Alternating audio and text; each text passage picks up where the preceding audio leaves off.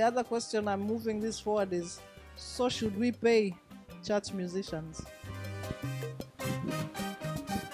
What do you guys think? Should they be paid? Should they say that they are going to play secular gigs because they are not paid in church? I'll tell you, we pay professionals. If you are a doctor employed by Aga Khan Hospital, you wake up in the morning and you go to Aga Khan and you sit there in that Aga Khan and you treat everyone that comes there, and then Aga Khan will pay you. You don't go to Aga Khan a little, and then if Pandya has a better offer, I think I'll just be at Pandya, so watch nini, naenda pale kidogo, nafika hapa narudi. And the other question is, and I'm then going to pass this one to Charles or to Alice. If you were sick, you had a condition, life and death condition, and then umejikuta umepelekwa hospitali, sirens and all, and we need a doctor, and somebody said, mimi sijasomea lakini nimekuwa hapa siku nyingi, nafikiri nishaona vile huo wanapasua watu, I can operate it, so what up it's your head, I can open it. Would you let that person touch a scalpel and open your head?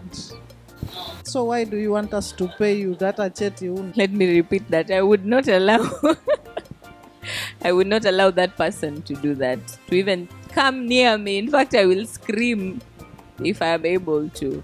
So yes, that is how important it is to not just have experience, but to have studied. Yeah, to answer that question of operation, no. I will not allow. I think concerning the payment of musicians, personally, I would not want to be paid, because it's something that I am doing out of love for music and for God. And it's just also a way of, it feels good to just serve without pressure of nakulipa kwa hivyo wefanya. It saves me that pressure. Let me give it to myself and work at my gift or talent sababu napenda, not because nishakulipa kwa hivyo I expect you to be there. I expect you kwa asubuhi mpaka jioni. Hiyo pressure. Naimba tu. Hiyo pressure staki mimi kusema kweli. Yes.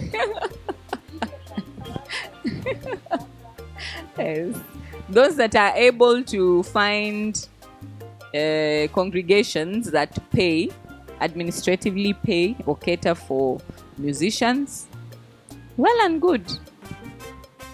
Lakini sita lazimisha. I think for me, I'll say also, I'll not want to be paid. I'd rather the church gives me connection. Okay?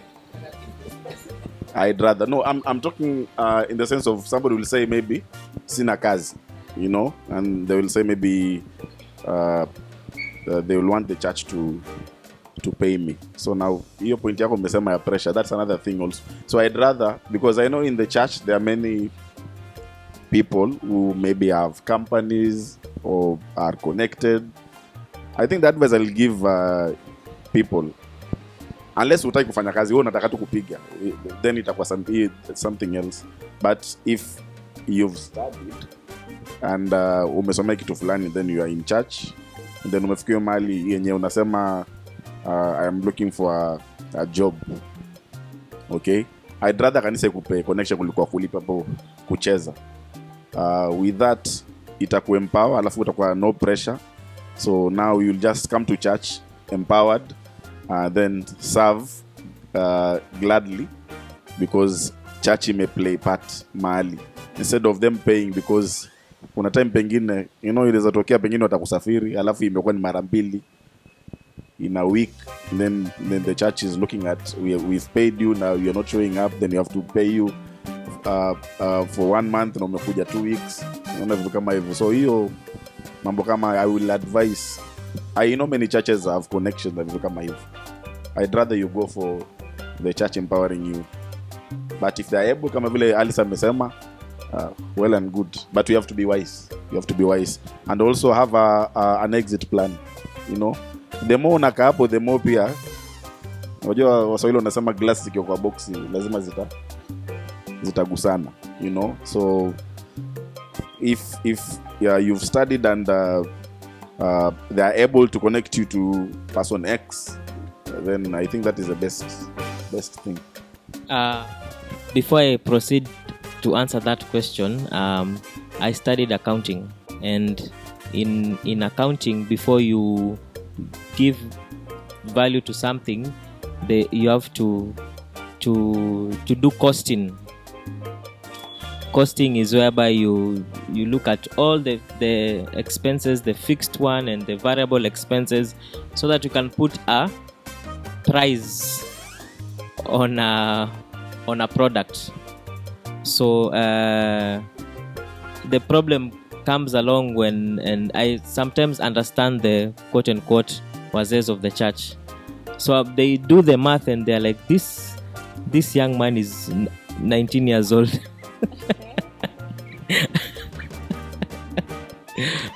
And then there is someone who's going to, there's a degree holder. Yeah. But this young man here wants me to pay him the same amount of money as the degree holder.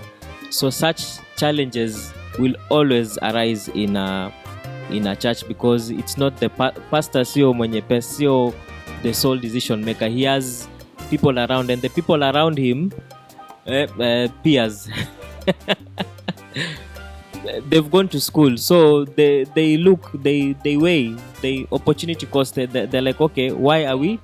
So to avoid such problems, I would not want to be paid by the church, because being paid means unafaa ujitete. Why are you paying me this amount of money? And most times itakuwa you'll be given the lowest figure possible, and I stand to be corrected, but very few churches in Kenya would pay someone enough to feed a family or sustain a family. I'm always grateful for what International Christian Center did to me. They didn't pay me, but they gave me an opportunity to teach in their school. I feel that was much better than me given 2,000 shillings every Sunday, because I assure you the most you'll get is 10,000, and maybe that is like 5% of the churches. Or even 3% of the church. But before they gave you that job, they saw you are what? Yes. There's something else that we need to discuss. There is that time you have to put also. That's why I've said costing. Yeah. Costing is whereby before you put value in something, unaangalia hii simu kabla nitengeneze imekula steam ya pesa ngapi, imekula nini ya pesa ngapi. So even you as an individual, what is the value? And that's what you are trying to now say. Okay, huyu, there's somebody who is looking. Yeah. By the way, ngale nipateni job nini na umekuja tu jana ama juzi. They can check that and say, let me run with it. By the way, church yetu iko na shule. Naweza kunini? No. If you ask this gentleman here, alika muda gani before payo nini? You will be surprised. How many years before? Yeah, so it's quite a while. It was a while. Yes. Because I can say the same also, because I share the same sentiments with Charles. But haifanyiki tu hivi. First of all, they must study and see that huyu jamaa kweli is ni mtu mwaminifu, because many people will say sawa, nipeeni kazi, alafu ushangae mzee wa kanisa amesema nimechukua CV yako nitakurudia, alafu amekaa sana. Maybe that is because I want tabia poa church. Number one, you come late. So mimi nakupeleka mahali, it's my neck on the line. I'm very sure Penina will not take me to a place where anajua mimi nitachoma. Ama Alice. Yeah. In fact, in the job market, people fight to go to work for free in the UN. Yes. Why? Yes. To prove yourself. Do you understand? So even as a musician, you can't just arrive and then you say, "Mimi nafani nilipwe." So I'm giving these reasons. If you are pro being paid, so if you are pro being paid, you still have to show your worth. So the whole yote tisa kumi is there has to be some worth. But personally, I feel if you put a price tag on yourself, you close other doors. Because now if I'm paying Christian, imeishia hapo. So I won't think about Christian. I will not think about his family, sitafikiri, and shamlipa. So even if Christian has the other issues, I've already paid him. So there's already so it's like you've closed certain doors. Yeah. I want to read 2 Peter. This is one of Alice's favorite verses. Chapter 1, verse 5. I'm sure you know what it says. Do you? I want to read it out in regard to those conversations that we are just having. It says, "Beside this, giving all diligence, add to your faith virtue, and to virtue add knowledge, and to knowledge add temperance." In another version, inasema self-control. Now you just listen to yourself. Do you have self-control? Ama we ni wale wabaya kama ni hivyo chase. That's typical church musicianship. And to temperance, patience. And to patience, godliness. And to godliness, brotherly kindness. And to brotherly kindness, charity. For if these things be in you and abound, they make you that you shall neither be barren nor unfruitful in the knowledge of our Lord Jesus Christ. But he that lacks these things is blind and cannot see far. And you can continue reading the whole chapter, but that is just to say that growth is a process. You can't just have faith. Bas, you have to add all of those things until you become fruitful and productive. So, like about payment or not payment for church musicians, I started earlier by saying kuna kitu inaitwa entitlement. When you come into the service of God feeling entitled, like hii ni haki yangu, like a worker is worthy of his wages, I would like to say to you, the wages of sin is death, and you are really worthy of that wage if you are going to go that way. But the way of grace is that we know that we are not entitled to anything, yet God has given it to us anyway. He could have given the gift of music to anything or anyone. It just so happened that he gave it to me, and that had nothing to do with me. So you are not then going to dictate to your pastor, in order for me to serve here, you must give me this and this and this. La sivyo Miss Good, the church up the street praise. Go there. If you feel like that, anza saizi hata vile naongea paondoke. Because that is no way to serve. You are not entitled to anything you have. You got it by grace. And the other thing is this: when Job lost everything he had, what nasemaiki tu kwa mazishi, but when Job lost everything he had, he said, "The Lord gives and the Lord takes." It happens. So if you have something that was given to you, it can be taken away. And no, you can't then say it has been taken away, then so me, I'm not going to worship God. I'm happy.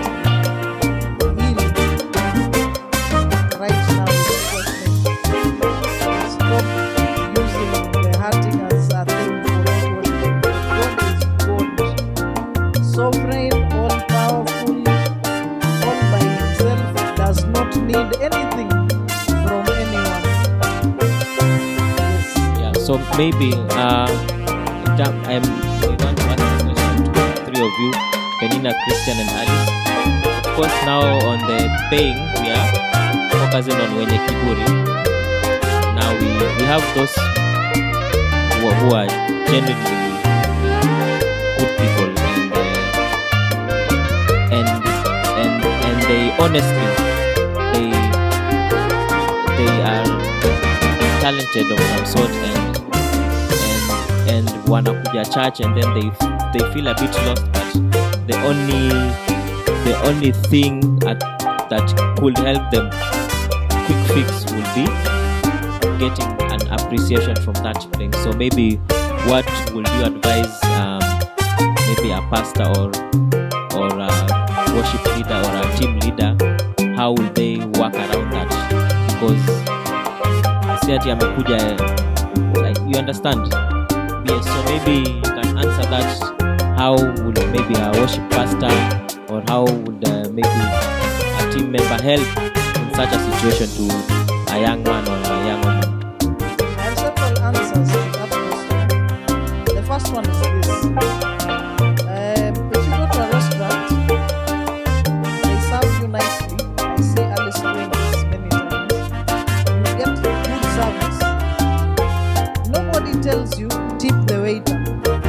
Akilia kwa inakwambia, hey, this is extraordinary service. This one I have to show appreciation. So I am going to give a tip. And that is the basic rule of service. When service is good, nobody has to tell the person being served, sema asante. Mwenyewe wasema kwa sababu ya vile hiyo service ni good. That is the English simplified non-Christian response to that question. The other response is this.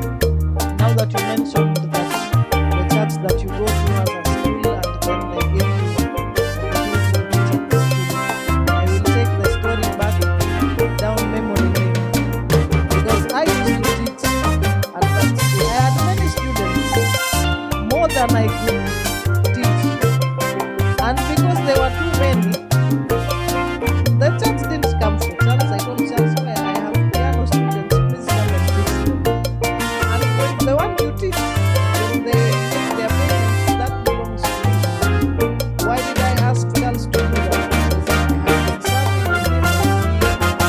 I have been serving with him. If I let him teach the piano ones, then these other ones, the guitar students and the what students, will have there'll be less traffic. And that very same way I told Christian Aki, there are drum students wengi siwezi kuwafundisha wote, come and teach the drum students. I got Alice teaching the guitar students even at some point, because when you see a person that is doing well and their intentions are good and the quality of their output, you want them to succeed.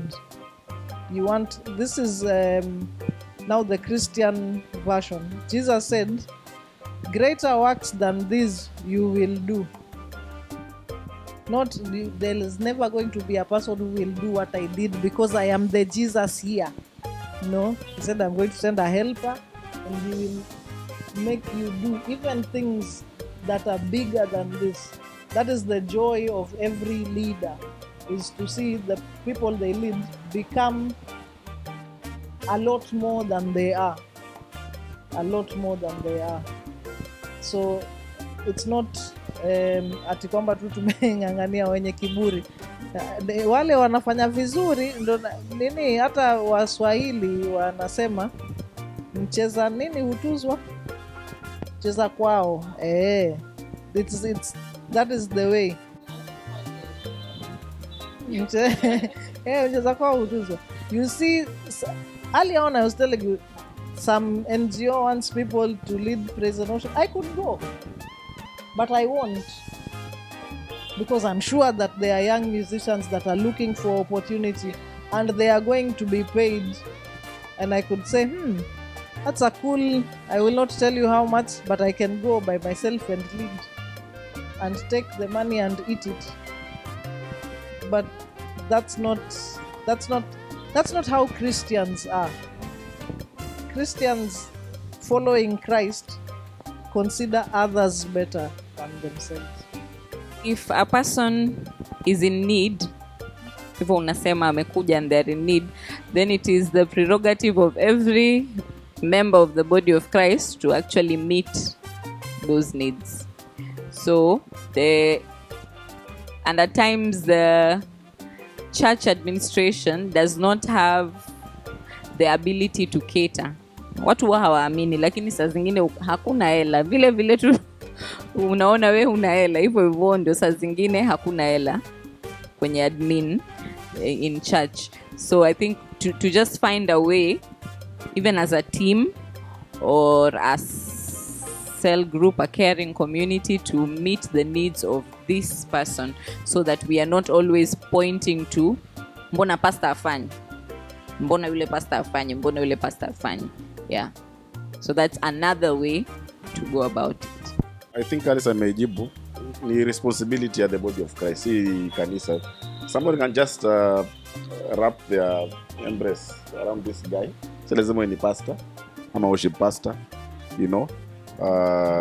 I've done that a lot of times, by the way, a lot of times. Na I was in a place where I was maybe ningekuwa na ile uwezo kusema nipeleke mbele, but yeah, I just wanted to know this person more. If I can help, then why should I go to them? So I think it's our responsibility kila mtu. Si lazima ati ni worship team, worship pastor ama kanisa. Na nikisema hivi juzi, I know a guy ambaye kwa pale kanisani kwa mzee wangu ambaye amekuwa kiserve tu, kazi yake ni kuosha the loose, anakisha ibada ikianza amepanga viti nini na nini. So juzi jamaa mmoja kwa ibada tu wakiongea, alafu wakidiscuss akasema, by the way wana drive, niko na license, naendesha hizi gari kubwa, sikanta kuendelea juu. So as I'm speaking this week, alinipa lift. Jamaa alinipata around pale kama kawaida, napigwa na jua na ngoja matatu, napiga aone, akasimama kiangalia ni yeye. So inawajani paka nifike, na imagine nilipeleka paka karibu na Osho. So inawajani was just blessing the Lord because of the way God used somebody to bless him, not necessarily the church. So to answer your question is, all of us have a responsibility to just be a brother's keeper. Yeah, regardless ni musician ama. Now by the way, let me just dig the plow deeper. It can be just an ordinary mshirika. Si ati lazima awe talented. Unaweza umekuja umeona kabisa kiatu imechapa, ama nguo ama unaona ameregula the same cloth this Sunday na hiyo nyingine. Let us be our brother's keeper. Mimi by the way naangalia tu mtu naangalia hivi sema anakaa. So ile time ya ibada ikiisha, hata si lazima wewe wale jamaa wa hospitality, hapana. Like last year, intentionally I invited two gentlemen to my house. Pakata wife akana niangalia from church, that is. Niangalia ve. Then after watoke, they said they've never felt the embrace before from anyone. So by doing that is the modern crusade now. You don't have to go outside ufunge speaker. Our deeds and how we just live life, and how we connect with people, itafanya mtu aseme nataka kumjua huyu Yesu wa huyu jamaa, then without even preaching na nini aseme naja kuokoka, because this guy alinembrace na alikuwa ni juu na ABCD. So yeah, we can do like a last point and then a conclusion. Me, I want to dig the plow deeper. Nasikia character development kwanza kutoka kwa Mjaluo, pili musician. 1,000 ways to die, data musician. Hizi stories zilianzia wapi, and what is your take on morality for musicians? Is it because that they're artistic, so they like women, or they like men, or they like, or is it an issue of the heart, and how can they ensure that mambo ya kudate wasichana 16 sababu ni guitarist. Okay, bass player huwa amekuwa kando, yeye ndio ule cool and calm and collected, hana mambo mengi. Lakini drummers and guitarists, and it's a pattern that you can visibly see. So what would you tell the musicians when it comes to morality? I would say just put measures in place, because there's something about even aside from musician, there's something about a platform that attracts, even a platform that attracts. So that's why you find that hata kwa matatu, the driver gets a lot of attention, and the conductor, because they are controlling something at that point. So anyway, that aside, I believe as men we should be having measures from time to time to prevent such things from happening. And I always have this discussion with Christian most of the time. So maybe one of the things I would like to say is avoid situations that will put you in such things, like nifundishe. I'm not against I'm not against teaching, but those are some of the few things who are zinatokea. So as a man, you have to just practice self-control. Akuna, there's no other way around it. Just practice that self-control, because when you play an instrument, that attention will be there, and it will always be there. So as a guy, just be true to yourself and your self-control. There's no two way around it. Unajua uliza swali nikakumbuka. Wacha naanza na hii story. 4 weeks ago, I was playing in a wedding.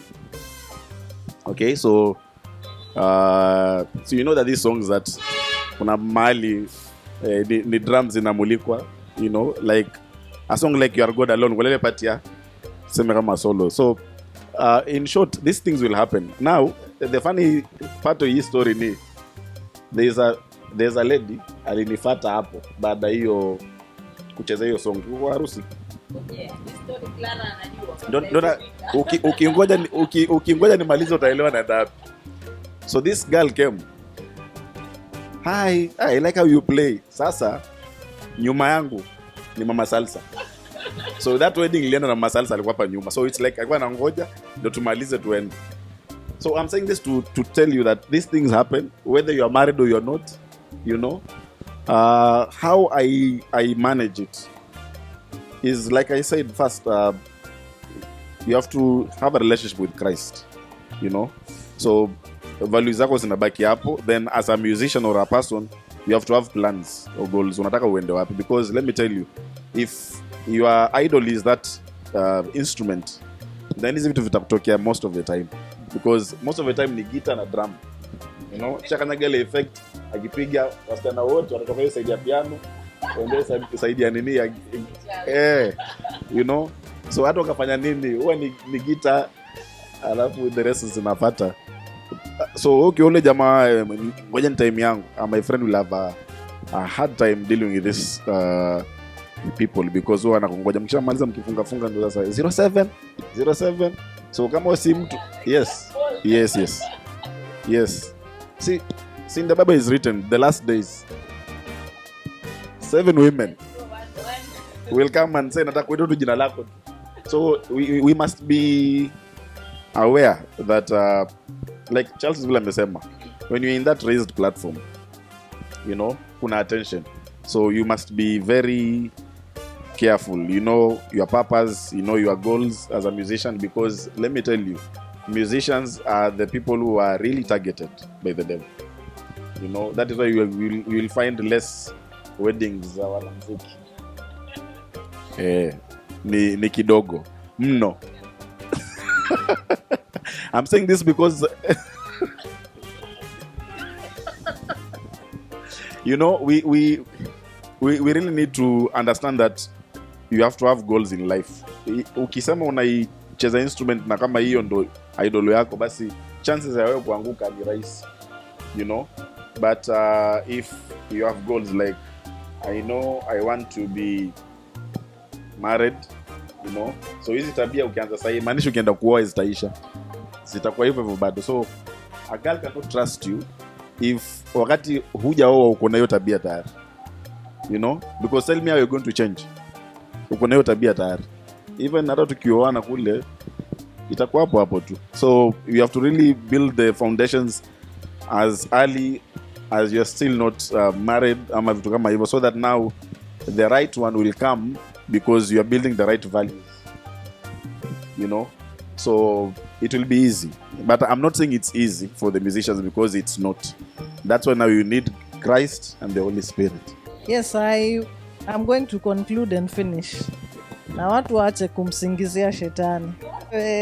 But I wanted to read from Daniel chapter 1 verse 8 to say that all of these things are matters of the heart.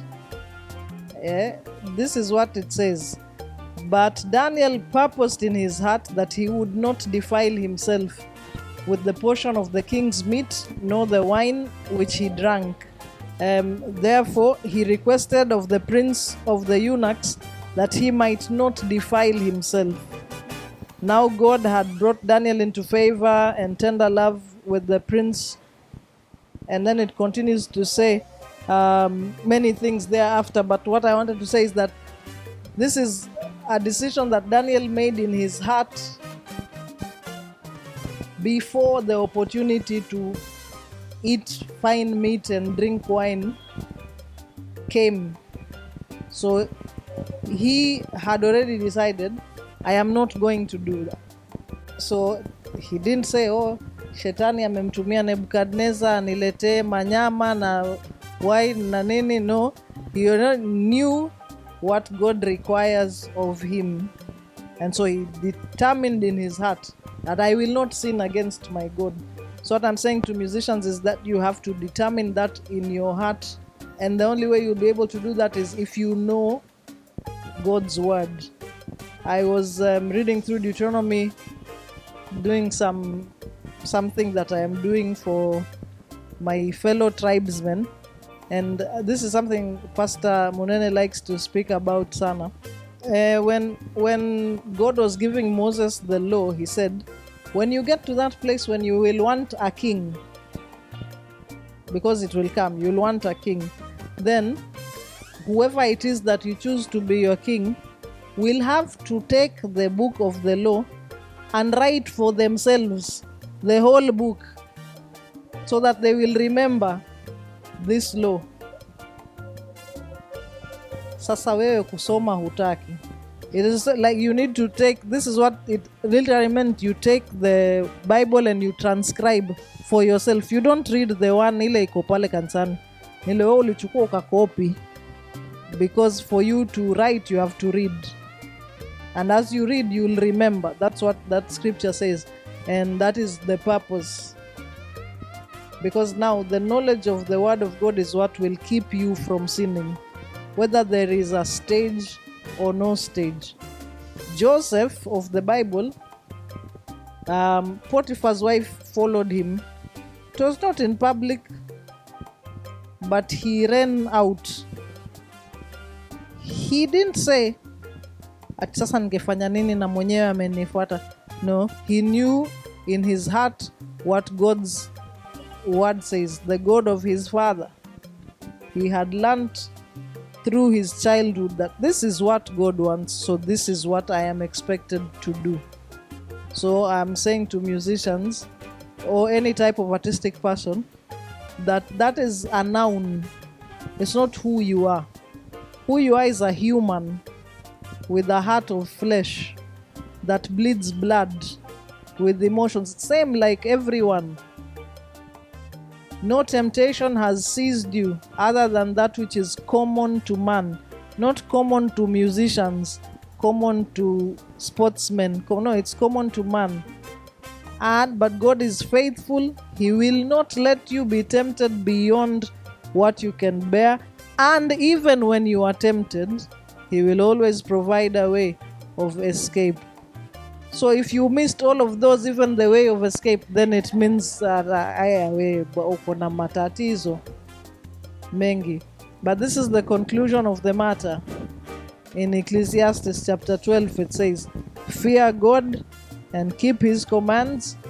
This is the whole duty of man." Ni hayo tu. Thank you very much, our esteemed guests. Yes, and this conversation, I'm sure, shall continue some other time. So put in the comments, subscribe, like, share with others so that we... Oh yeah, tell us in the comment section whether you are reading the Bible and even what you have learned, and also share with others. So thank you very much for joining us today. Until next time on Ibada Sebuleni. Thank you.